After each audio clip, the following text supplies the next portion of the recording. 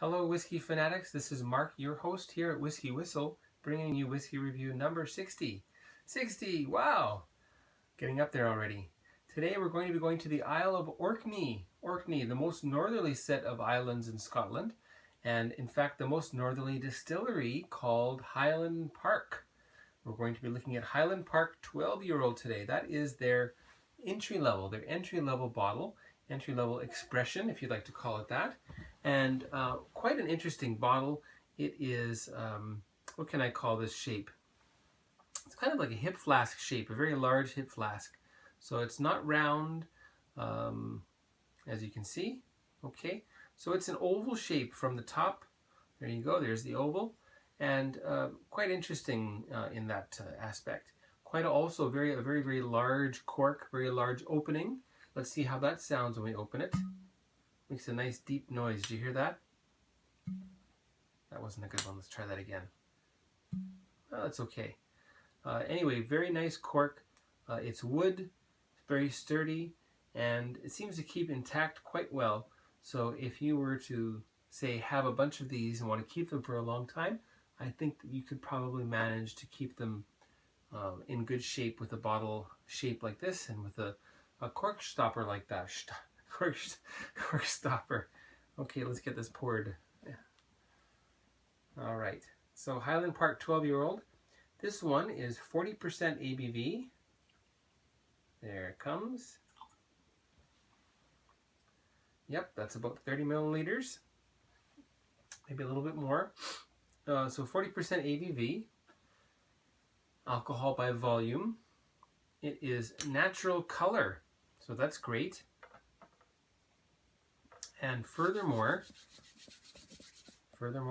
well, additionally, it is likely chill filtered to some degree, just like most big brand opening price point expressions in their ranges.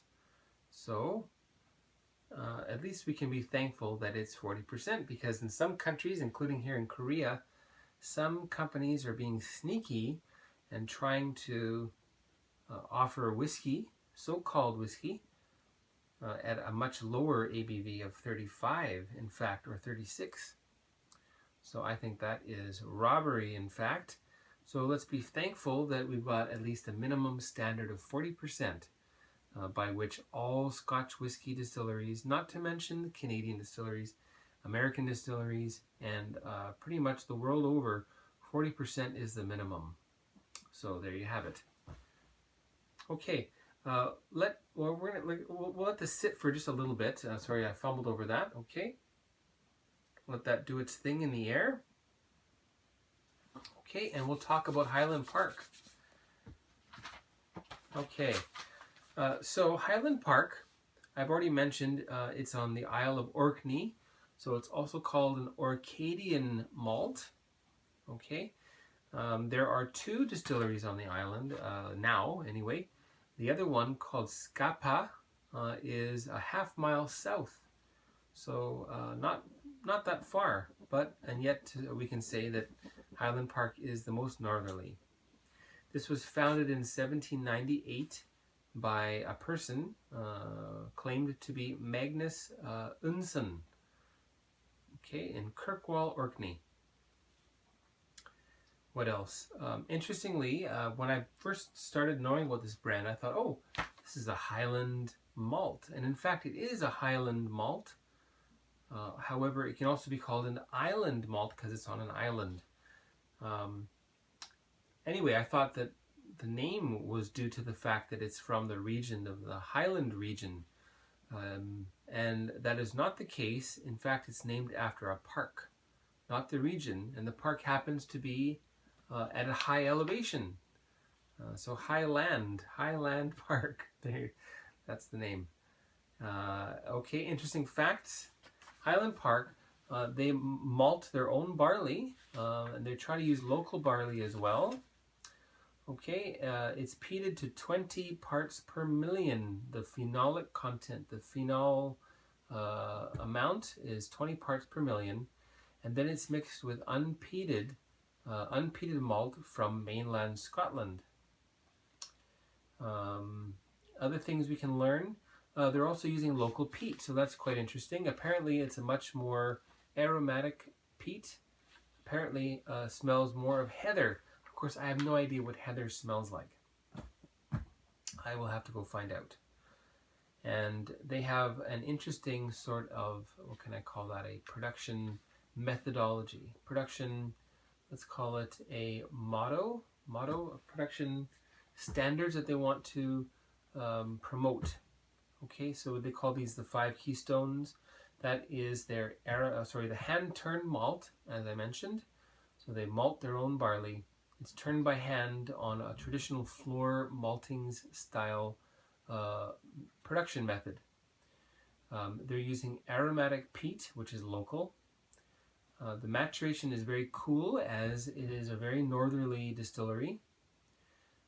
Sherry oak casks are used, and in fact no barrels. They're using all larger sized casks, in fact, from puncheons to I forget what's the largest one called. Each different cask has a name, and I just can't remember all of them. Anyway, and these are all seasoned with sherry. What does seasoned mean? Well, the sherry isn't aged in there. So they take sherry, they put it in there for a period of time, we don't know how long, probably not that long, to season the wood.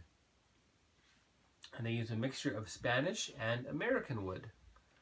Okay, and then harmonization is another important thing for Highland Park. Harmonization, also known as marrying.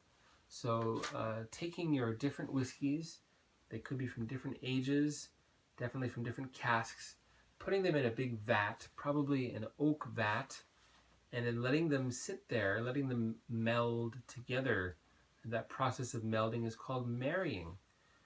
So harmonization is very important for them, and apparently they will do that for as long as 6 months. Anything else here? Well, Highland Park is a very, very highly decorated single malt. They've won lots of awards, many of them recently. Additionally, it's one of the most valuable as far as, the secondary market.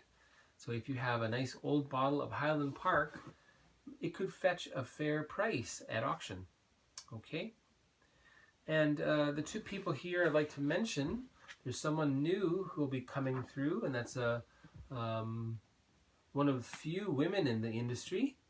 Well, I shouldn't say few. I mean, there's more than just a few, but let's just say it's not 50-50. Okay, hopefully it will be someday or more. Okay, not quite there yet. I'll have to wait for that one. Anyway, her name is Mary Stanton, and she is the distillery manager at Highland Park. And I think she's next here.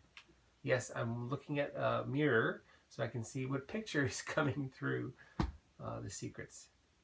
There's the barrels. That's the maturation warehouse, the dunnage warehouse, quite a low ceiling, and she should be next. There she is. Okay, so Marie Stanton, she just started. Hopefully we can see what kinds of wonderful things she will do for the brand very soon. And then here is the master distiller, known as Russell Anderson, and he works for Edrington as well as for the Macallan, which is another Edrington distillery. Did I mention that? Highland Park, owned by Edrington Group. Okay, so let's get this smelled and tasted, shall we? Okay, and before we give that a whiff, we're going to have a short advertisement right here. Welcome back. Advertisements, what are they for? Well, I'm hoping that I can continue to offer interesting reviews and other things in the future. Lots of things going to happen. And I'm hoping that with your help from advertisement dollars, that I'll be able to do that without having to, let's say, break the bank. Because I have broken the bank thus far. 60 bottles have been purchased. So you think about how much money I may have spent so far. Oh my God. Okay, let's get this smelled and we'll talk about that, shall we? You will get some peat right off the bat. So there's no hiding the peat here. If you don't like peat, you may not like Highland Park. At least maybe not the 12-year-old. Maybe the older ones you might like. Excuse me. Sweetness and peat. So very sweet, peaty nose. There's also some wood coals, or almost like a gunpowder scent, burnt gunpowder that I'm smelling here. Very interesting. There's raisins in there, of course, and a lot of spice. What have I written here? Soft peat, caramel, vanilla, raisins, brown sugar, and gunpowder. Okay. Yes, raisins.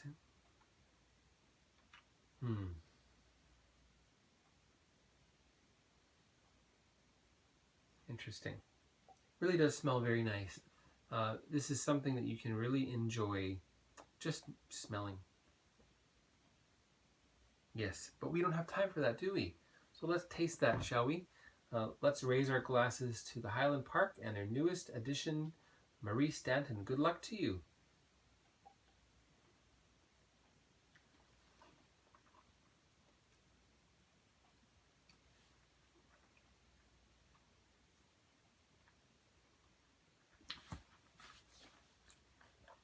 What I find here, okay, this starts out sweet, and you get a touch of bitterness to balance it out, which is good. Okay, bitter, a little bit dry. The peat then comes through if you hang it into your mouth for a little while. Okay. What did I write here? Gentle peat coming, but it really does advance. Okay, and then gunpowder, baked pears, and here's something from Korea that I'm tasting in here, and I've mentioned that before, but the Korean steel drum roasted sweet potatoes that you can get on the street, and some people even have a contraption in their home so they can make that steel drum roasted sweet potato that they love so much to buy when they're outside, and they can make that inside. Let's try it again.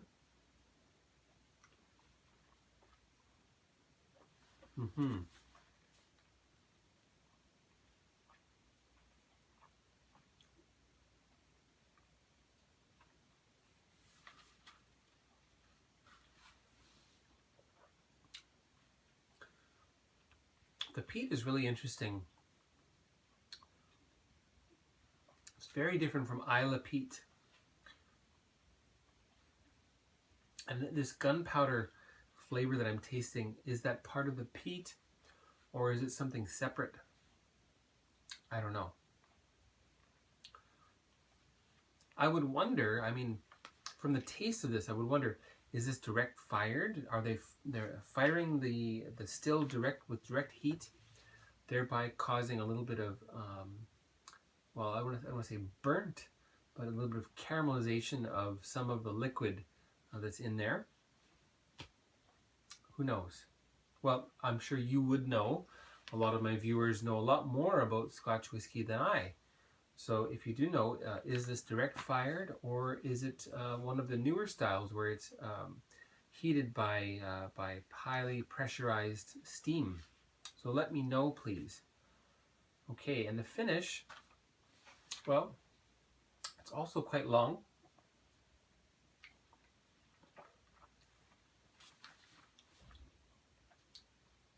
And what I'm tasting here is vanilla, caramel, and a smokiness.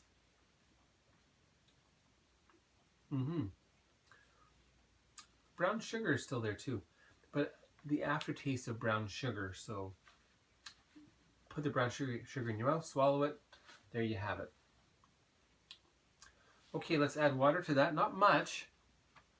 I have to say it's a little bit underpowered.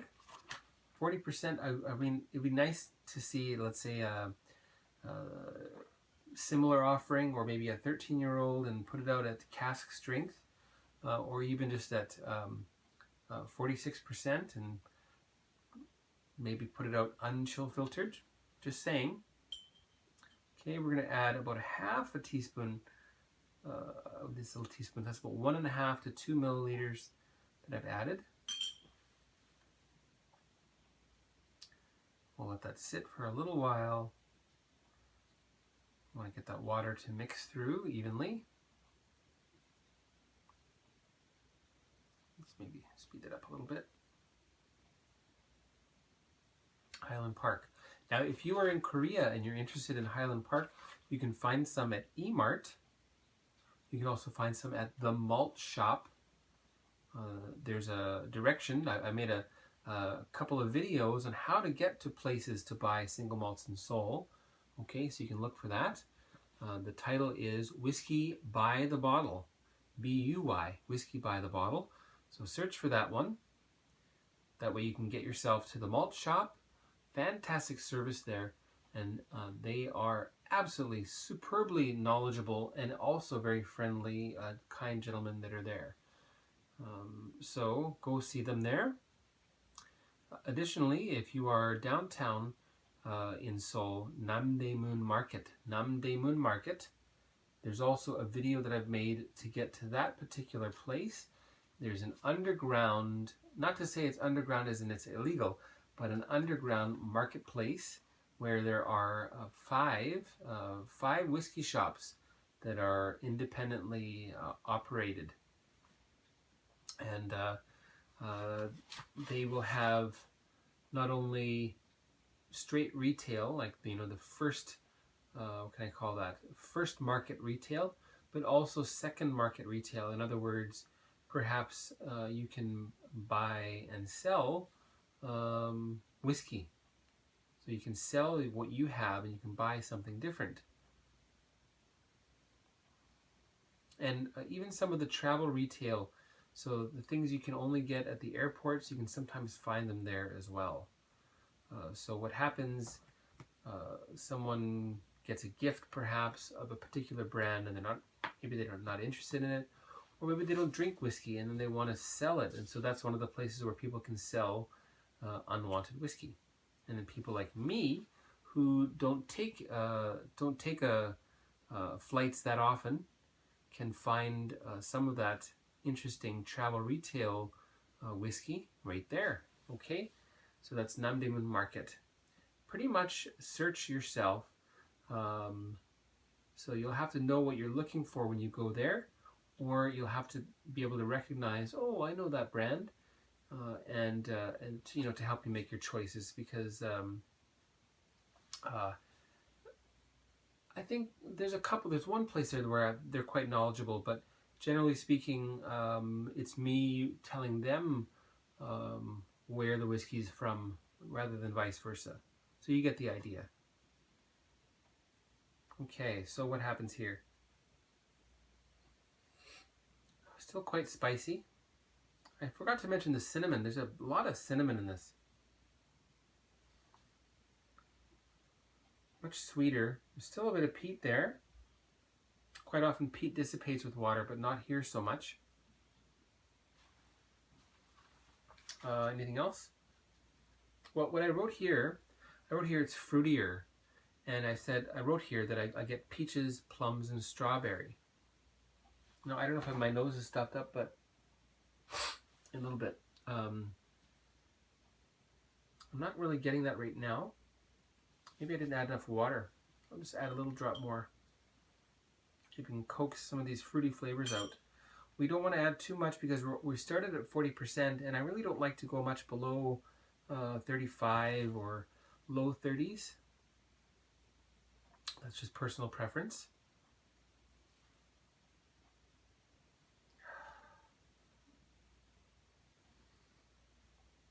Yeah, there's something like a strawberry jam that starts to come through now with water. So not the fresh, but the conserves, the preserved strawberry jam. Peaches and plums, I don't know now. But anyway, let's get back into that. we'll go into the tasting, and there'll be a short advertisement right here. Okay, let's taste this Highland Park 12-year-old, 40% natural color with water now. Let's taste it.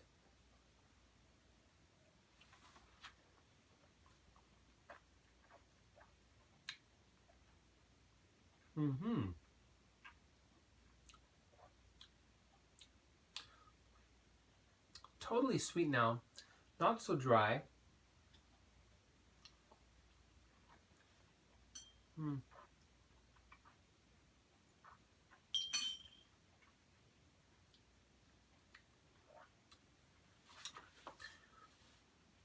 And I wrote here creamy. So what does that mean? Almost the absence of dryness, and still peaty, still jammy, so strawberry jam. Gunpowder, still getting that. Baked pears, yes. Try one more time.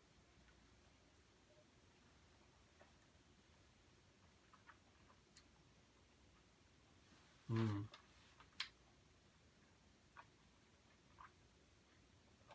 in the background there, something like a creamy creme brulee or caramel pudding.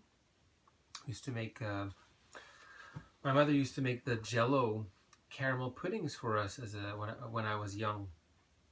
The kind that you had to cook on the stove. Really liked those. Pure sugar pretty much, but quite nice. Okay, how about the finish? Pretty much the same. Vanilla, peat, maybe some apple seeds and skins. A little bit dry. And a fairly substantial length of finish as well. Okay, so maybe medium to long. And that the peat or gunpowder, I can still taste it now. The other flavors are pretty much gone, but they did last quite a while. All right, so time to get on to the marks for this one. Mark is going to mark Highland Park, 12-year-old. 86 out of 100 is the WhiskyWhistle whiskey score for Highland Park 12-year-old. It's well made, well aged. It is underpowered, however. This would be very high up, I think, with a little bit more oomph to it. But despite that, the thing is, though, this is priced very attractively. I believe I paid maybe 69,000 won here. So that's about 60 odd dollars US. Of course, it's much less expensive in USA, but here that is pretty much the most reasonable for a 12-year-old single malt Scotch. And I wrote here, this is a great entry-level peat whiskey. And for the price that it is, you simply cannot go wrong. You'll have this around, and likely I will finish this off, and I'll probably buy another one just because I find this is a really nice balance between you know, the sweeter styles, the peaty styles. You get a lot of interesting flavors here. So 86 out of 100, okay? So thanks for watching this far. Really appreciate that. And why not subscribe? I really hope you do. And send me a comment if you have tried this. And why not share this with your friends? Or tell me what you think I should try next, okay? I would love to hear that from you. Take care now.